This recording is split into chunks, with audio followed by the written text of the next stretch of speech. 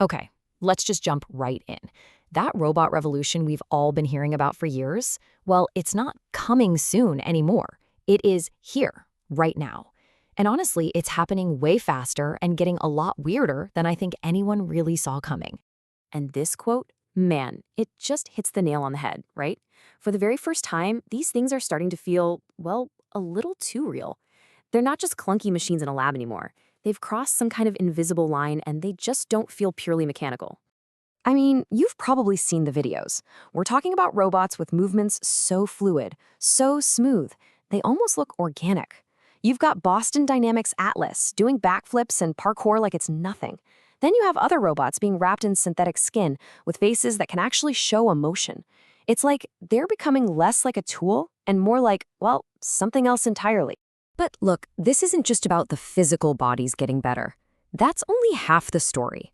The real game changer is what's happening inside their heads, the AI. These new bots are running on systems that let them learn from the world around them. They can teach themselves new tricks and get better all on their own, without a human programmer holding their hand. So why is all this happening now? What's the driving force? Well, from everything I've seen, it really comes down to three huge factors. All right, first up, and this one is a big deal, we're talking about a brand new global arms race. Yeah, you heard that right. The competition between major countries is fueling this insane rush to build the next generation of autonomous military tech, and they're pouring an absolutely staggering amount of money into it. So, you've got the United States on one side, right?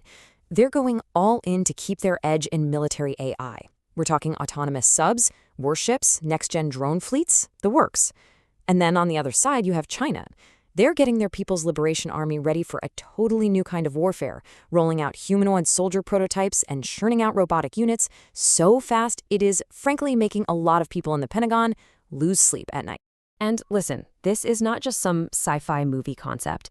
This is real, happening now. Just take a look at these robotic dogs. You've got the Unitree B2W. They call it the Butcherbot, which is, it can do somersaults to dodge things and even has wheels on its legs to just roll over rough ground. And then there's this thing, the Black Panther. It can sprint 100 meters in under 10 seconds. That's faster than a lot of human athletes. The fact that these things can be used for more than just carrying supplies, well, that's pretty obvious. And a little bit terrifying. Okay, so when you have this kind of intense military spending, something interesting always happens. All that cutting-edge tech, it eventually leaks out of the defense world. And that's exactly what we're seeing. It's driving down costs like crazy. Which brings us to the second huge reason for this robot boom, a massive, and I mean massive, price collapse. Suddenly, these things aren't just for governments anymore. Let's put this in perspective. Just a little while ago, if you wanted a really capable humanoid robot for, say, a factory, something like Agility Robotics Digit, you'd have to write a check for $250,000.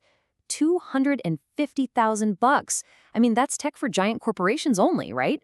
Then, out of nowhere, a company called Unitree drops their G1 humanoid. And the price? $16,000. $16,000. All of a sudden, you could get a high-tech robot for the price of a decent new car. That's not a step forward, that's a giant leap. And they weren't done. They followed that up with the new R1 model for under $6,000. Just think about that. We're talking about a price that puts a humanoid robot in reach for small businesses, for software developers, maybe even for some really serious hobbyists. It's a total game changer. And if you want proof of just how accessible this is becoming, look no further than this. UC Berkeley literally released open source plans so you can 3D print and build your own humanoid robot at home for about $5,000. The genie is officially out of the bottle. This tech is not locked up in expensive labs anymore. Okay, so we've got powerful, affordable bodies, but a robot body is just a puppet without a brain, right? And that brings us perfectly to the third and final piece of the puzzle, the absolute revolution happening in AI that's giving these machines their intelligence. So one of the biggest breakthroughs here is something called a world model. Now, the easiest way to think about it is like this. It gives the robot common sense about the physical world. Instead of just blindly following code, it can actually imagine what's going to happen. So if it's stacking blocks, it can simulate the action in its own mind, say, oh, that's going to fall over, and then correct its plan before it messes up.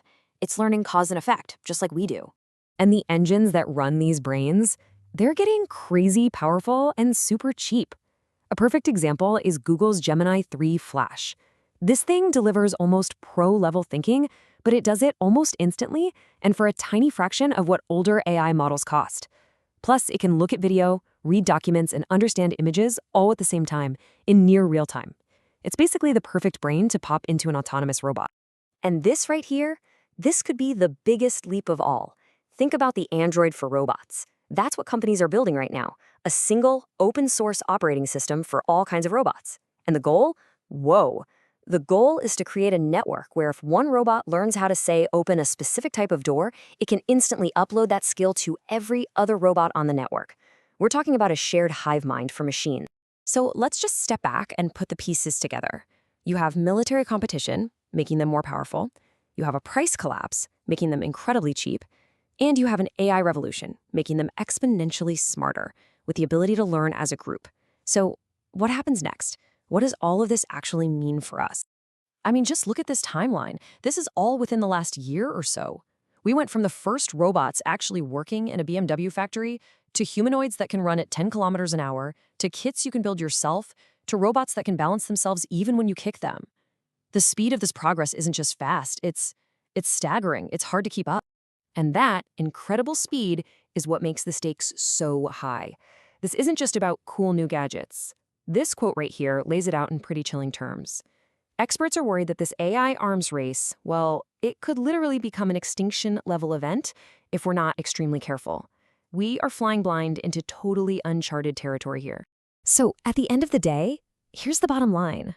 Artificial intelligence is no longer just code on a server. It's escaping the lab, it's downloading itself into physical bodies, and it's learning to walk among us. And that leaves us with one massive unanswered question.